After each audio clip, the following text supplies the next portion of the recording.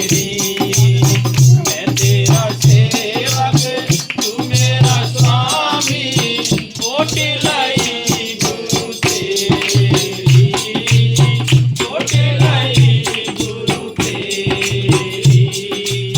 मैं तेरा सेवक तू मेरा स्वामी, कोट लाई गुरु तेरी, कोट लाई गुरु तेरी।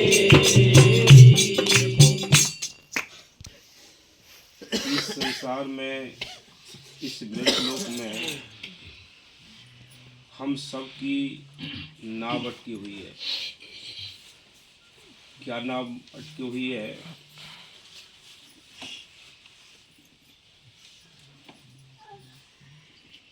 किसी को तन का दुख है, किसी को मन का दुख है, किसी को धन का दुख है। हम सब यहाँ दुखी हैं इस मृतलोक में। सुखी का कौन सा देश है? सुखी का देश है वो त्रिलोकी के पार है। वो कौन सा देश है? सतलोक सचखंड अनामी।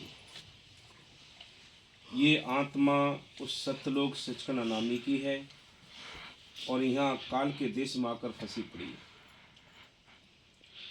हम यहाँ जिनको दुख समझते हैं, जिनको सुख समझते हैं, जिनको दुख समझते हैं वो दुख नहीं है, जिनको सुख समझते हैं वो सुख नहीं है।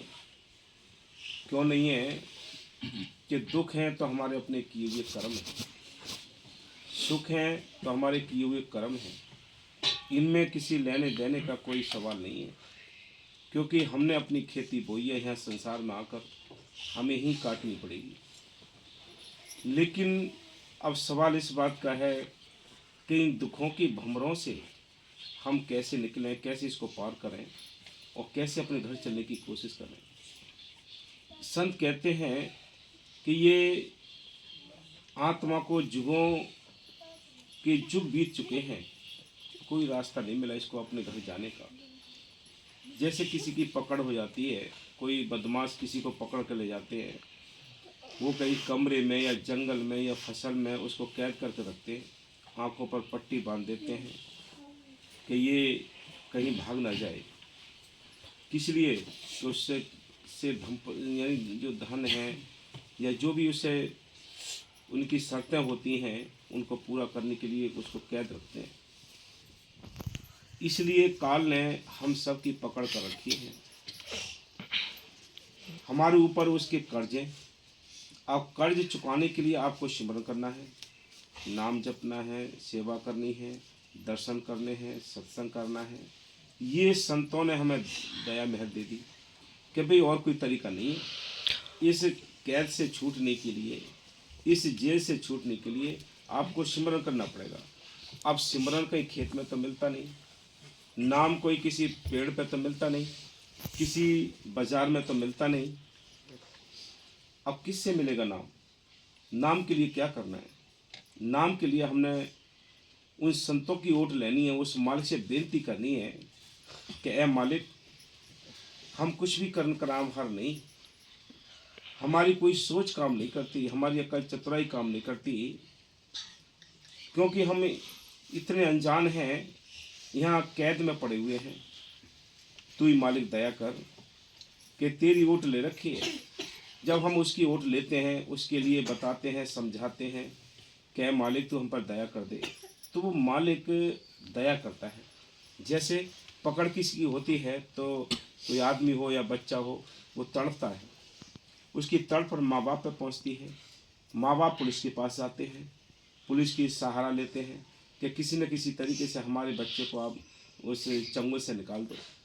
इसी प्रकार संत आते हैं, सिपाही, संत सिपाही होते हैं, वो हमें यहाँ से आज़ाद कराने के लिए आते हैं। तो हम इस काल के देश में पड़े, जुगों के जुग बीत चुके हैं, हमारे कोई छुटकारे का बंदोबस्त नहीं हुआ। जब हमारी तड़प होती है तो मालिक मेहर करता है, और मालिक जब मेहर करता है तो क्या करता है? वो संत सिपाहियों को भेजता है कि जाओ भाई उनकी कैद छुड़ाओ। अब कैद किसकी छूटती है? कैद उनकी छूटती है कि जिनको मालिक की मेहर से पिछले संस्कार के कुछ अच्छे संस्कार होते हैं, कुछ अच्छे कर्म होते हैं, तब उनकी कैद छूटने का कोई रास्ता बनता है। इसलिए वो क्या कहते हैं फिर संत आकर कि भाई और कोई तरीका तो है नहीं कि जैसे हम किसी जेल के अंदर जाकर किसी अपने घर के सदस्य के लिए जो कैद है उसको सीधा जाकर हम उसमें से निकाल कर नहीं ला सकते। जेल में से कोई ला सकता है? चाहे देश का प्रधानमंत्री हो, चाहे देश का राष्ट्रपति हो, क्या करता है वो?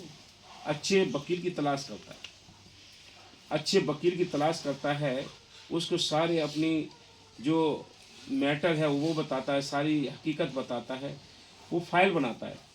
वकील एक फाइल बनाता है जिसमें वकालतनामा लगाता है अपना, और वकालतनामा लगा के उसके वकालतनामा वहाँ मंजूर होता है, जो मतलब कोर्ट होता है, उसमें वो सारे अपने पॉइंट लिखता है, सारी धाराएं लिखता है। मेरे मुलजिम ने कुछ नहीं किया, मेरा मुलजिम ज़बरदस्ती फंसाया गया है, चाहे उसको पता है कि इसने गलती की है, लेकिन फिर भी वो हिम्मत लेते हैं। ऐसे ही संत एक वकील का काम करते हैं, एक सिपाही का काम करते हैं। वो हमें काल की अदालत में खड़े होकर ये कहते हैं ये जीव मेरा है और इसको आप छोड़ दो। तो काल कहता है, कोर्ट कहता है उससे कि अगर छोड़ तो देंगे, लेकिन ये शर्तें होंगी। क्या शर्तें हैं? कि ये जो कर्म इसने किए हैं इस संसार में, ये कर्मों को चुकाने के लिए या तो इसको दुख देने पड़ेंगे, सजाएं मिलेंगी इसको। तो वो सजाएं पाने के लिए फिर संत कहते हैं कि भाई ठीक है, हम और तरीके से इसके जो कर्म हैं, वो कर्ज है, वो कर्ज चुकवाएंगे कि भाई इसको नाम देंगे, नाम देकर इसका सिमरन कराएंगे, सेवा कराएंगे, इसको दर्शन कराएंगे। तब काल इसको बरी करता है कि जाओ ये काम करवाओ। तब संत उसको नाम बकसते हैं। तो किसकी ओट ली? नाम की। नाम क्या करता है? नाम एक बहुत बड़ी ताकत है, आप सबके पास है, बहुत बड़ी ताकत है, लेकिन मालिक की मेहर से जो इसको जपता है, जिसने इससे काम लिया है, उसको पता है। अंदर इतने खजाने हैं कि बहुत खजाने हैं, लेकिन हमारी हैसियत के हिसाब से वो बांटता है। हैसियत क्या? कि हमारा कितना सिमरन है, कितना सेवा है, कितने दर्शन की से हमने सोबत की है संतों की, वो सारी उस हैसियत को देखकर तब इसको वो चीज़ बकसता है बांटने के लिए। तभी फिर कबीर साहब ने कहा है कि मैं सीत मीति दे तू ग्राहक कोई ना है, कि मैं इस चीज़ को सीत मीति लुटाता हूँ लेकिन कोई ग्राहक नहीं बनता। क्यों? कि बिना किस्मत के किसी समझ नहीं आता। इसलिए संत बड़े दयालु होते हैं, हमने ऊँट लेनी चाहिए। दुनिया की जितने कर्मकांड, पूजा पाठ, जाप ताप छोड़ के मालिक से मिलने के लिए चाह पैदा करनी है। वो चाह क्या है? सिमरन करना। सिमरन करोगे, इस देश का कर्ज हल्का होता चला जाएगा। तुम धीरे धीरे धीरे धीरे जब इसके पेशी पड़ेंगी, आपके मतलब ये तारीखें पड़ेंगी, फिर बहस की तारीख होंगी, बहुत सारे केस होते हैं। इसी प्रकार संत भी यही काम करते हैं, इसको आत्मा को लेकर खड़े हो जाते हैं अदालत में। किसकी अदालत में? काल की अदालत में, कि ये मेरे ये है और ये है। वो दोनों बहस करते हैं। काल के वकील भी होते हैं, इधर दयाल के भी वकील होते हैं। कोर्ट में जजमेंट करने के लिए वो धर्मराज बैठा होता है, काल निरंजन। तो वो जब बैठा होता है तो वो डिसीजन करता है। तो वहाँ से उसके कहते हैं मेरे मुलजिम के पास कोई कर्म नहीं। कब नहीं है? जब हमने सेवा कर ली, सिमरन कर लिया, तो कोई कर्म नहीं रहता। जब कोई कर्म नहीं है तो छोड़ दो इसको, हम अपने घर ले जाएंगे। तब इस देश से छुटकारा होता है, इसको मुक्ति कहते हैं। लेकिन ये होगा कब? जब तक हम वोट नहीं लेंगे, सहारा नहीं लेंगे किसी का, तब तक कुछ नहीं हो सकता। हमने नाम तो मिल गया और लापरवाही हमें बढ़ती तो कुछ नहीं होगा, कुछ भी नहीं होगा। अगर लापरवाही बरत ली तो हमने केस और फाइल हमारी पेंडिंग में पड़ जाएगी। जब पेंडिंग में पड़ जाएगी तो फिर क्या होंगे? वारंट कटने शुरू हो जाएंगे कि वो आ ही नहीं रहा, ना वो सेवा कर रहा है, ना वो सिमरन कर रहा है, ना कोई दर्शन कर रहा है, ना सत्संग कर रहा है। तो वारंट कटने शुरू हो जाते हैं, वारंट पे वारंट आते हैं। तब इसको सजाएं होती हैं, तब 84 की जेल खाने में पड़ता है। ये आज हम सब 84 की जेल खाने में पड़े हैं। निकालने के लिए संत आते हैं, वो मालिक आता है कि चलो भी अपने घर चलो, ये तेरा देश नहीं। तभी तो कहते हैं चल हंसा सतलोक हमारे, छोड़ो ये संसार हो। ये संसार काल है राजा, कर्म को जाल पसारा हो। यहाँ कर्मों का जाल पड़ा है, कोई भी किसी को सुख नहीं है यहाँ। तन धर सुखिया कोई ना देखा, जो देखा सो दुखिया हो। उदय अस्त की बात कहता हूँ, सबका किया विवेक आओ, कि सारा विवेक करके देख लिया, कोई भी जीव सुखी नहीं है। सुखी कौन है? जो घर गृहस्थी के कामकाज कर लेते हैं, जो अपने दुनियादारी के ख्यालात को समेट कर एक जगह एकाग्र में रहते हैं, उनको मालिक की मेहर से वो चीज़ हासिल हो जाती है। जिनके ख्याल बिखरे हुए होते हैं, जिनकी सूरत इस संसार में बिखरी हुई होती है, उनको कभी तसल्ली नहीं मिलती है। आपने देखा होगा, पानी अगर हिलता रहेगा, पानी में कोई चीज़ डालेंगे आप, पानी अगर हिलता है तो याद रखो कभी उसमें शक्ल नहीं देख सकते आप अपनी। पानी जब बिल्कुल स्थिर होता है, पानी बिल्कुल जब शांत हो जाता है बिल्कुल, तब उसमें हम अपनी शक्ल देख सकते हैं, नहीं तो कुछ भी नहीं। अगर शीशा है, शीशे पे अगर धुंध लगी हुई है, अगर गंदगी लगी हुई है, तो कभी उसमें शक्ल नहीं दिख सकती। इसी प्रकार इस गंदगी को हमने साफ करना है। इसलिए संत बार बार समझाने की यही कोशिश करते हैं कि चलो भाई अपने देश चलो, ये तुम्हारा देश नहीं। कवि साहब ने कहा, चल हंसा सब लोग हमारे, छोड़ो ये संसार हो, ये संसार काल है राजा, कर्म को जाल पशरा। यह कर्म कहते हैं कि मालिक की मेहर से बहुत कीमती समय मिला है। जब कीमती समय मिला है तो इसको हम आवारागर्दी में ना कोई।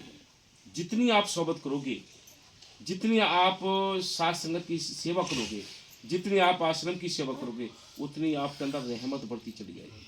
आप इससे दूर रहेंगे तो आप याद रखो कि फाइल तो आपकी पेंडिंग में पड़ जाएगी, केस आपका बहुत धीमा हो जाएगा।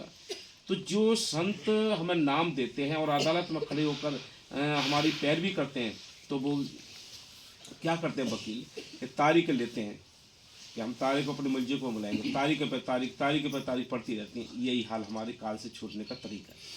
जैसे बाहर के मुलजिम छूटते हैं, ऐसे ही हमारी आत्मा छूटेगी काल के देश से। हाँ जी। जुगों जुगों के हम अपराधी, न किसक भरे भिखारे, न किसक भरे भिखारे। इंसान को होश आ जाता है, जब इंसान को होश आ जाता है और जब उसका विवेक खुलता है, जब इसको अपने घर की याद आती है, तब वो जब याद आएगी घर की, तब कहता है कि मैंने यहाँ बहुत कर्म किए हैं, मेरे अंदर अवगुण हैं ए मालिक। फिर उनसे बेनती करता है मालिक से, वो दीनता भरी बेनती करता रहता है कि मालिक मैंने बहुत अवगुण किए हैं, तू मुझे कैसे निकाल ले, यहाँ से ले चल। जैसे कोई हिंदुस्तान का आदमी अगर पाकिस्तान की जेल में चला जाए तो बहुत बुरी यातनाएं देते हैं, वो इतनी यातना देते हैं वो उसको घर ही घर सूझता है। ऐसी हमारा हाल है, इस आत्मा का हाल ये है। जैसे कोई मतलब लोग भाग जाते हैं और भाग कर अमर शादी करते हैं, उनको पता है कि किस यातनाओं से वो गुजरते हैं। इसलिए संत कहते हैं कि इसी प्रकार हमारी आत्मा भी इन दुश्मनों के संग भाग चुकी है। कौन से दुश्मन है? काम, क्रोध, लोभ, मोह, अहंकार, इन गुंडों के साथ है। उसको सुख नहीं मिल सकता किसी को। जैसे बाहर लड़की लड़का को सुख नहीं मिल सकता, माँ बाप उसको बेदखल कर देते हैं, लड़कियों को बेदखल कर देते हैं। तो इसलिए हमारी आत्मा गुंडों के बीच फंसी हुई है, और गुंडों के बीच फंस जाएगी तो फिर उसको सुख कहाँ मिलेगा? कभी काम पकड़ेगा, कभी क्रोध पकड़ेगा, कभी लोभ पकड़ेगा, कभी मोह पकड़ेगा, सब इसकी खींचातानी करते रहेंगे। तब इसको लास्ट में याद आएगी, अरे इससे अच्छे तो मैं घर होती तो ठीक है, इससे अच्छे मैं घर होती तो ठीक होती, मैं घर होता तो ठीक होता। तो ये दुख हैं 84 के। इन 84 के दुखों से निपटने के लिए अपने घर चलना चाहिए, अपने घर को देखना चाहिए। हमारा परमपिता कौन है? मालिक है। काल हमारा बैरी है, वो हमें उल्टे रास्ते पे ले जाता है। इसलिए संत कहते हैं एक एक पॉइंट बड़ा कीमती है सत्संग में से। जो समझेगा, जो अमल करेगा, वो यहाँ से जाकर सोचेगा, समझेगा और उसको गांठ बांध कर रखेगा। कभी हाँ हकीकत में हम यहाँ परदेश में फंसे पड़े हैं, ये सब परदेश है, हम तो देश है सत्यलोक के वासी हैं। संत कहते हैं भाई तुम सत्यलोक के वासी हो, इस देश में फंसे पड़े हो, निकलने का रास्ता तो सोचो। इसलिए ये हम हमारी आत्मा जो है गुंडों के बीच फंसी हुई है और इसको दुख ही दुख मिलते हैं। इसका देश तो है सत्यलोक सचखंड नामी, और ये काल के देश में फंसी पड़ी है। हाँ जी। जुगों जुगों के हम अपराधी, न किसके भरे भिखारे, न किसके भरे भिखारे। कैसे मैं आऊं मुकुड़ा दिखाऊं, कैसे क्या होश आ रहा है आत्मा को? होश आ रहा है तब जब इसने गुंडों के बीच फंस कर पड़े उल्टे सीधी कर्म कर लिए। इन काम क्रोध लोभ मोह अहंकार के बीच में फंसकर उल्टे काम कर लिए। जब इसको संत मिले और या कोई बाहर का, जैसे बाहर के सहारा मिल जाता है, तो जब होश आता है तब ये एक एक सारा अवगुण बताती है आत्मा कि मैंने ये किया, मेरे अंदर बहुत अवगुण है, कि मैंने बहुत गुनाह किए हैं। मालिक अब तू कैसे इस जेल से मुझे निकाल ले, मैं कभी जिंदगी में ये काम नहीं करूँगा। हाँ, कैसे मैं आऊं मुकड़ा दिखाऊं, लगी करम की बेड़ी, अभी ना बात कि मैं कैसे मुख दिखाऊं, मैं मुखड़ा कैसे दिखाऊं, क्योंकि आत्मा का अपहरण हो चुका है। काम क्रोध लोभ मोह का इंद्रियां ये अपने अपने काम कराती हैं, ये सारी बीमारियां अपने काम कराती हैं। कैसे मैं आऊं ए मालिक, अब मैं मुखड़ा क्या दिखाऊं, मैंने तो इनके साथ रहकर उल्टे ही काम किए। कैसे मैं आऊं मुखड़ा दिखाऊं, लगी करम की बेड़ी, मेरे पैरों में बेड़ियां हैं, हाथों में हथकड़ियां हैं, तो बताओ मैं कैसे तुम्हारे गुणगान करूं, कैसे तुम्हारे देश आऊं। तुम दया करो तो मुझे बल बख्श दो। जब ये आत्मा सोचेगी तो मालिक फिर इस पर दया करता है। दया क्या करता है कि चलो भाई अपने घर चलो, ये तुम्हारा देश नहीं, तुम भजन सुमरन करो, नाम जपो, अपने घर चलने की कोशिश करो। फिर इसको सद्बुद्धि आती है। नहीं, उससे पहले तो ये विषय विकार की जहर इसके अंदर घुली होती है, विषय विकार की जहर घुली होती है, तो वो ही इसको सोचता है। यही घर दिखता है, फिर अपना घर दिखेगा नहीं, यही दिखेगा यहाँ नरक है। लेकिन हम सब आए तो हैं, हम अपने आप से थोड़ा आए हैं, कोई मालिक ने भेजा है, ये चांस दिया है हमें मनुष्य जीवन, और इस चांस का अगर फायदा उठाए तो आगे कोई चांस नहीं है। हाँ जी, मैं तेरा सेवक, तू मेरा स्वामी, होते गई प्रभु तेरी, प्रभु तेरी। मैं तेरा सेवक, तू मेरा स्वामी, होते गई प्रभु तेरी, होते गई प्रभु तेरी। मैं मतहीन दीन निर्बल हूँ, मैं मतहीन दीन निर्बल हूँ, चोर बड़े बलधारी, चोर बड़े बलधारी। आत्मा का कोई कसूर नहीं है, आत्मा का कोई कसूर नहीं है। कसूर किसका है? जिन दुश्मनों ने ये आत्मा पकड़ रखी है, काम क्रोध लोभ मोह अहंकार, इन दुश्मनों ने आत्मा पकड़ रखी है, इसलिए कसूर किसी का नहीं है। कसूर तो उसका है जो मालिक की मेहर से जिन्होंने इसका अपहरण किया है, जिसको कैद किया है, उनका कसूर है। आत्मा का कोई कसूर नहीं है। आत्मा तो इतनी निर्बल हो चुकी है ना, कमजोर हो चुकी है कि उनके कैद में फंस गई। जैसे वो कहते हैं वैसे करना पड़ता है। इसी प्रकार संत कहते हैं ये आत्मा तो थी चौथे लोक की, और यहाँ त्रिलोकी के देश में आकर फंसी पड़ी है। इसको निकालने के लिए फिर वो मालिक अपने संतों को भेजता है। जो संतों की बात मानता है, अमल करता है वचनों पर, वो अपने घर वापस जा सकता है, वो सुख शांति प्राप्त कर सकता है, और कोई नहीं है। मानो या ना मानो वो तो तुम्हारी मर्जी के ऊपर है, लेकिन संतों के वचन तो अटल होते हैं, उनको कोई रोक नहीं सकता। वो जो कहते हैं साफ कहते हैं। हाँ जी, मैं मतहीन दीन निर्बल हूँ, चोर बड़े बलधारी, चोर बड़े बलधारी। बीच सभा में नगन करत हैं, बीच सभा में नगन करत हैं, लाज रखो गुरु मेरी, लाज रखो गुरु मेरी। ऐसे तो बड़े आनंद लिए, गुंडों के बीच फंसकर इस आत्मा ने बड़े आनंद लिए, लेकिन जब इसका रिजल्ट सामने आता है तो ये आत्मा कहती है कि हे प्रभु, मैं तो बड़ी दुखी हूँ, इतनी दुखी हूं कि बहुत ज्यादा, किसी से कुछ कहने की भी नहीं, मेरा कोई साथी नहीं है, लेकिन ये तो अत्याचार मेरे पर करते हैं। क्या है, दोबारा बोल भी। बीच सभा में, बीच सभा में कि अब आत्मा सारी हालत बता रही है अपनी कि बीच सभा में नगन करत हैं कि मेरी सारी इज्जत लूट ली इन्होंने। बीच सभा में नगन करत हैं पत राखो गुरु मेरी, कि मेरी लाज रख लो। इन दुश्मनों ने तो मेरे को नंगा कर दिया है, नंगा कर दिया तभी तो जेलों में सड़ते हैं, नंगा कर दिया तब तो नरक में कीड़े मकोड़े बनकर अपने सजाएं काट रहे हैं। ये हाल तभी है। इसलिए संत कहते हैं भाई सोच समझ के चलो, अपना भजन सुमरन भी करो, स्वार्थ के काम भी करो, दोनों काम में मन लगाओ। जिस दिन से तुम्हें प्रीत लगेगी और जिस दिन से तुम्हें प्रेम लगेगा तो एक एक वचन बड़ा मीठा लगेगा। और नहीं तो आज तक हमने कुछ सुना ही नहीं है, आज तक सुना नहीं है आपने कोई वचन, केवल शब्दों पर ध्यान देते हो, शब्द की कड़ी सुनी बस छुट्टी, लेकिन आपने अभी ध्यान से आज तक कुछ सुना ही नहीं है। अगर सुन लेते ना तो अपने घर की याद आ जाती, प्रेम जुड़ जाता। जब प्रेम होता है तब ये वचन एक एक मीठा लगता है, तभी तो कहते तेरा भाड़ा मीठा लागे। संत कहते हैं कि तेरा भाड़ा मीठा लागे, कि तेरा हुक्म मीठा लगता है, एक एक वचन मीठा लगता है, रोंगटे खड़े करता है। जिस दिन तुम्हारे अंदर प्रेम आ जाएगा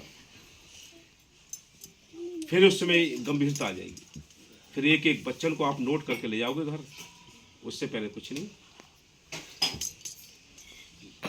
इधर आ जाओ, समझ ना आ रहा होगा तुम्हारे। हाँ, मैं तेरा सेवक तू मेरा स्वामी, ओट लाई गुरु तेरी, ओट लाई गुरु तेरी। बीच सभा में नगन करते। बीच सभा क्या है? ये मृतलोक, ये मृतलोक, ये संसार बीच सभा है। और इसमें ये दुश्मन बस नंगा करते हैं। कौन कौन नंगा करते हैं?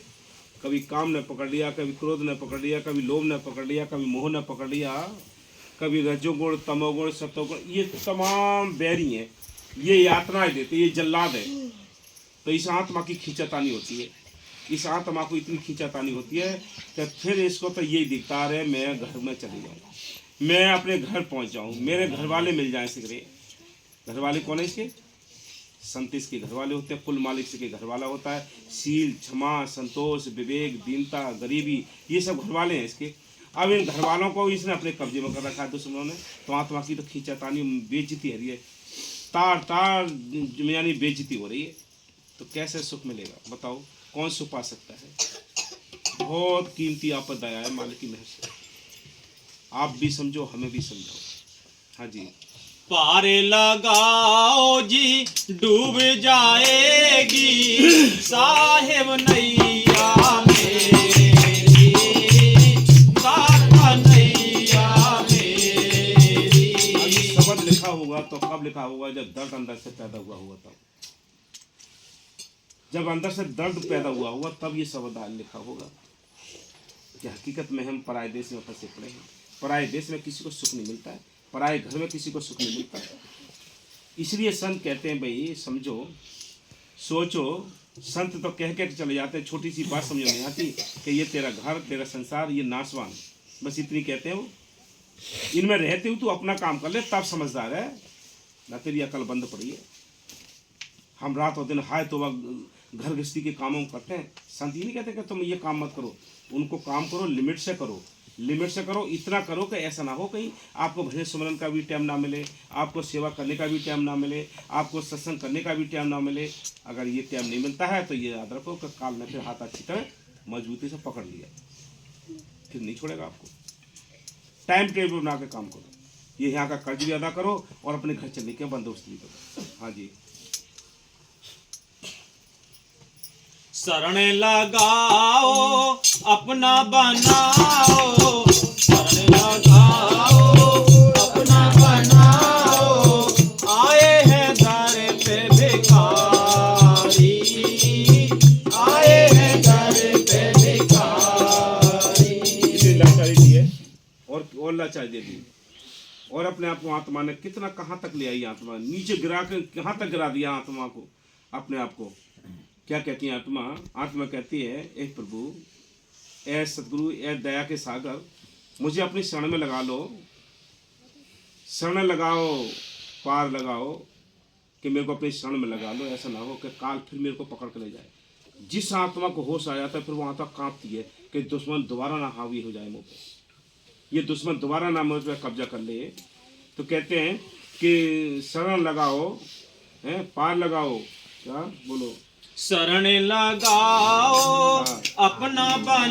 अपना बना लो, क्योंकि मैं अब पराई बनी पड़ी थी। आत्मा कहती है पराई थी, अब तक मेरे को गुंडों ने पकड़ लिया था, काम क्रोध लोभ मोह अहंकार ने पकड़ लिया था। वो तो मुझे धोखे में ले गए, मुझे तो नहीं पता था कि ये मेरे बैरी हैं।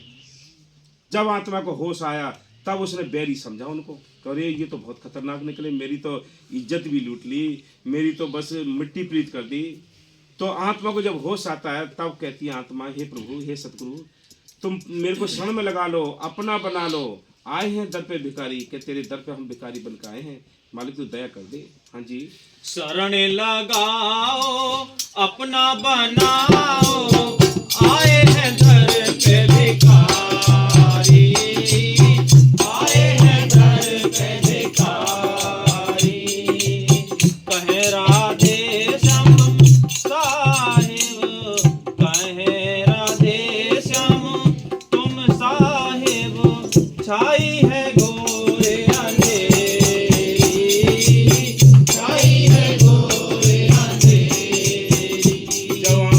इसको बियाबान में ले जाते हैं, जब इसका अपहरण होता है और बियाबान दुश्मन लेकर चले जाते हैं, तो फिर वहाँ इसको अंधेरी अंधेरी दिखाई देती है, फिर अपना कोई नजर ही नहीं आता। लेकिन जब होश आता है तब ये अपने हाल का वर्णन करती है कि मेरे को बड़े दुख मिले, मैं कभी नहीं जाऊंगी अब इनके साथ। तो संत कहते हैं भाई आत्मा जुगों जुग से ही 84 की जेल खाने में पड़ी है, 84 के जेल खाने में पड़ी है। यहाँ कभी कीड़े मकोड़े पेड़ पौधे पशु पक्षी बनती है, इसको सुख नहीं है। हम जिस सुख को सुख समझते हैं वो सुख नहीं है, सुख तो नाम का सुख है। जिस सुख को हम सुख समझते हैं, जैसे कोठी बंगले बनाए तो उसको हम सुख समझते हैं, रहने की ठिकाना तो बनाना ही पड़ेगा भाई घर में रहने के लिए, लेकिन वो सुख नहीं। वो कुछ समय के बाद आप उनसे नफरत करेंगे, क्योंकि आपके ये घुटने काम करना बंद कर देंगे, बॉडी ऊपर चढ़ नहीं सकती 2 मंजिलों पर कोठियों पर, उनसे भी हमारा मन हट जाएगा, उनसे भी मन हट जाएगा हमारा। इसलिए संत कहते हैं मालिक की वजह से विचार करके तो देखो कि इनका भी सुख निकल गया हमारे अंदर से। जिन बाल बच्चों को हमने पैदा किया, पालन पोषण किया, इनके प्यार में सारी जिंदगी गुजार दी, और इनके वजह से ना सेवा कर पाए ना सिमरन कर पाए, तो वो भी हमारे अपने नहीं होंगे, तो वो भी सुख चला गया। ये सुख कहाँ तक के हैं? थोड़े, जब तक काया स्वस्थ है, काया स्वस्थ है तब तक इनका सुख ले सकते हो। लेकिन एक राम नाम का जो सुख है वो आपके यहाँ भी काम आता, परलोक में भी काम आता। उस सुख की चिंता करनी चाहिए, उस सुख के लिए चिंता करनी चाहिए। उस सुख के बारे में अगर विचार करते हो, चिंता करते हो, जैसे हम बाहर की धन दौलत के बारे में चिंता करते हैं कि हम कहाँ से कमाएं, कहाँ से खवाएं, कहाँ से पढ़ाएं, कहाँ से ब्याह करें, कितनी चिंता है। लेकिन ये चिंता है कि कैसे सिमरन करें, कि कैसे सेवा करें, कि कैसे दर्शन करें, कि कैसे दरबार में जाएं, ये चिंता है किसी को? बोलो। सारी दुनिया के संत मत का एक ही सार है, सेवा सिमरन करके अपनी आत्मा को आज़ाद कराना। आत्मा काल के देश में फंसी पड़ी है, इसको आज़ाद कराने के लिए आपने ये सारे काम करने पड़ेंगे। वो मालिक आपके अंदर ही बैठा है, आपके बीच में भी बैठा है, लेकिन जब समझ जाओगे, जब होश आ जाएगा, तब तुम्हें कुछ मिलेगा, नहीं तो कुछ नहीं मिलेगा। हाँ जी। कहे राधे श्याम तुम साहिब, छाई है गोरे अंधेरी, छाई है गोरे अंधेरी। मैं तेरा सेवक तू मेरा स्वामी, ओट लई प्रभु तेरी, ओट लई प्रभु तेरी। पारे लगाओ जी डूब जाएगी, पारे लगाओ जी डूब जाएगी, सती गुर नैया मेरी, दाता नैया मेरी।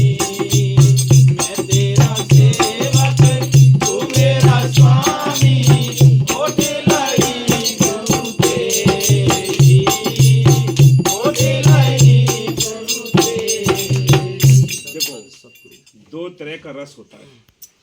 एक रस वो होता है, जैसे बाबा मस्तानी जी ने अपने ग्रंथों में लिखा है कि तुमने बाहर के अमृत खाए, आप अपने अंदर अंदर का अमृत चख के देखो। बाहर के ज्ञान हासिल किए, अब अंदर का ज्ञान हासिल करके देखो। तो क्या कहते हैं कि एक तो रस वो होता है जो सामाजिक होता है, कि जो हम दुनियादारी के साथ कोठी बंगले बनाकर ये रस लेते हैं। एक अंदर का रस होता है जो भजन अभ्यास करके रस लेते हैं। ये दो रस होते हैं। इन रसों में ये रस तो कुछ दिन के बाद खत्म हो जाएगा, लेकिन जिसने अंदर का रस ले लिया वो यहाँ भी सफल है और परलोक में भी सफल हो जाता है।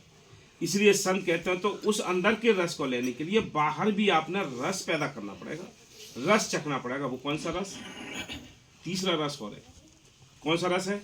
आपको सेवा की चिंता हो, आपको सिमरन की चिंता हो, आपको दर्शन की चिंता हो, आपको संगत की चिंता हो। ये रस अगर आप बाहर का है, ये बाहर के रस से वो अंदर का रस मिलेगा।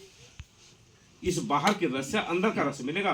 अगर ये बाहर का रस नहीं है तो किसी की औकात नहीं है कि वो अंदर के रस को ले ले। याद रखना, ये बात किसी परम संतों से पूछ लो, दुनिया के किसी भी संत से पूछ लो।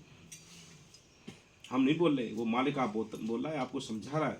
1999 से आज तक किसी के पास ये रस नहीं जिसको चिंता हो। वैसे लगाए से लगे रहे हो, लेकिन अपने आप चिंता किसी को नहीं है कि हम अपना काम है। ये बाहर का रस, जब तक बाहर का रस नहीं शुरू करोगे तब अंदर का रस नहीं मिलेगा। ये याद रखो। ये नहीं कि हमने तो अरे वो तो ऐसे ही करते रहते हैं, रात दिन जाई में लगे रहते हैं, क्या करें हम? क्योंकि तुम पर काल का प्रभाव ज़्यादा है, इसलिए ये बातें समझ नहीं आती। जिसको ये चिंता चढ़ गई कि हमारी सेवा छूट गई, हमारा सिमरन छूट गया, हमारे दर्शन छूट गए, हमारे सत्संग छूट गए, हमारी संगत छूट गई, उसको ये रस आने के, जब ये रस आएगा तो अंदर का ऑटोमेटिक रस अंदर आने का, फिर मस्ती छाएगी। हम तुम्हारे घरों में आते थे, जब शुरू की बात है, जब हम घरों में आते थे, बड़ा बड़ा मौसम खराब होता था, गलियों में बड़ा पानी भरा होता, गंदगी होती, आप लोग परेशान होते थे अपनी कुंडी खोलने में, और हम इतनी दूर से आके आपको बैठने के लिए समझाने के लिए आते थे। पता है, याद होगा। तो ये रस था, वो रस, वो चिंता, वो आग लगी हुई थी अंदर। उस आग ने ये इतना बड़ा डंपर खड़ा कर दिया है। आपको इसका हल्के में ले रहे हो, आपको समझ नहीं। इसलिए सबसे पहले कि हमें बाहर का रस चाहिए, फिर अंदर का रस चाहिए। बाहर का रस, हम बाहर का रस कौन सा ले रहे हैं? अब दुनिया कौन सा रस रही है? कोई अंडे खा रहा है, कोई मांस खा रहा है, कोई शराब पी रहा है? कोई इंद्रियों के सारे रस ले रहे हैं। तो ये रस तो किसी को मिलेगा ही नहीं। लेकिन सत्संगियों को ये रस शुरुआत करनी पड़ेगी कि भाई पहले सेवा का शौक हो, सिमरन का शौक हो, संगत का हो, सत्संग का हो, ये शौक होनी चाहिए, तब अंदर का रस मिलेगा। तो मस्त होती है आत्मा पे। एक बीबी थी, बाबा मस्ता, एक टाइम उसको कबाड़ में बंद कर दिया था, ताले लगा दिए। जब उसने जोश मारा, ताला भी टूट के तुरंत मस्तानी के आगे नाचने लगी आके। ये मस्ती अंदर की है भाई। लेकिन ये सब पर नहीं।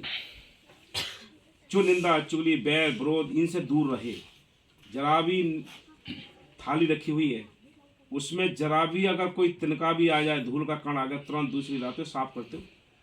अंदर अगर जरा भी इतना भी कुछ है, ये रस मिल नहीं सकते, प्यार आ नहीं सकता। प्यार आएगा ही नहीं, किसी कीमत में प्यार नहीं आएगा। तो मालिक की मेहर से बड़ी आप सबको समझाने, हो सकता है सतगुरु की मेहर है कोई भाई आप लोगों को, जो आज 20-25 साल के बाद इस तरह की बातें हो रही हैं। तो ये हमारी बातें नहीं, जिसने ये कैच कर ली, बात पकड़ ली, और जिसने ये समझी गई तो ये रोते ऐसी बकवास करते हैं, उसके पास पहले कुछ नहीं। जो अमल करना शुरू कर देगा वो सुधरना भी शुरू कर देगा, वो अपना कल्याण करना शुरू कर देगा। और जिसने ये काम अमल ही नहीं किया पहले, तो हमारी बातों पर या संतों की बातों पर, इन वचनों पर अमल नहीं किया, ग्रंथों पर, तो वो कुछ भी नहीं कर सकता। वो ऐसा है जैसे कपड़े पहनाकर लकड़ियों को और धोखा खड़े कर देते, फसलों को वजह से दिखाई देगा हाँ प्रेमी है, लेकिन प्रेम के तो नामो निशान नहीं होगा उसके पास। जब चाहो मुंह फिर बुराई, वो काल उसके ऊपर हावी बैठा है। लेकिन फिर भी अब कितने ही किसी ने गुनाह किए हो, कितने ही किसी ने गुनाह किया हो, कितनी उल्टा सीधा बोला हो, कोई लड़ा हो, झगड़ा हो, लेकिन वो मालिक बड़ा दयालु होता है। जब भी शरण में आएगा तो दया कर देता है।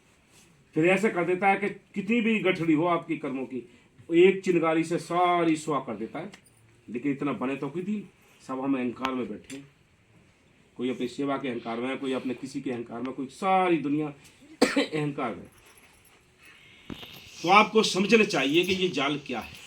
तो सत्य की महर से ये आत्मा का फंसने का जाल आपको समझाया, आप इस पर अमल करो। और आत्मा आपकी चाहती है कि हम भाई परमार्थ करें, सेवा करें, सिमरन करें, लेकिन ये बैरी तो नहीं मानते। ये बैरी हैं, दुश्मन हैं जो अंदर बैठे हैं, ये नहीं मानते किसी। इसलिए मालिक की महर से विचार करके देखो कि भाई ये कैसे कैसे बैरी हैं। तो सतगुरु की महर से सभी समझदार हैं और सभी भाग्यशाली हैं। जिनको नाम मिल गया है वो बड़े बहादुर हैं। अब तुम गीदड़ बनो तो इसका कोई इलाज नहीं।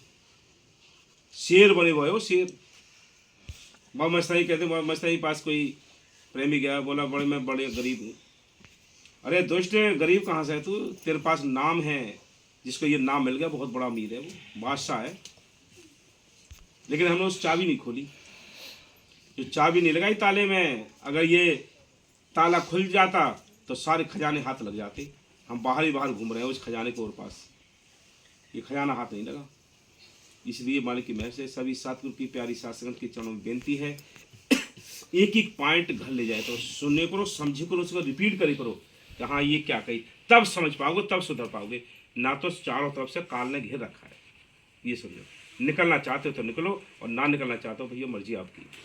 हमने तो समझाना है, आपने समझना है। हमें समझाएंगे, आप समझोगे, मर्जी आपकी, नहीं समझो। लेकिन फिर भी हम आपको हमेशा ही समझाते रहेंगे इन चीज़ों को, समझना आपका काम है। हाँ, बस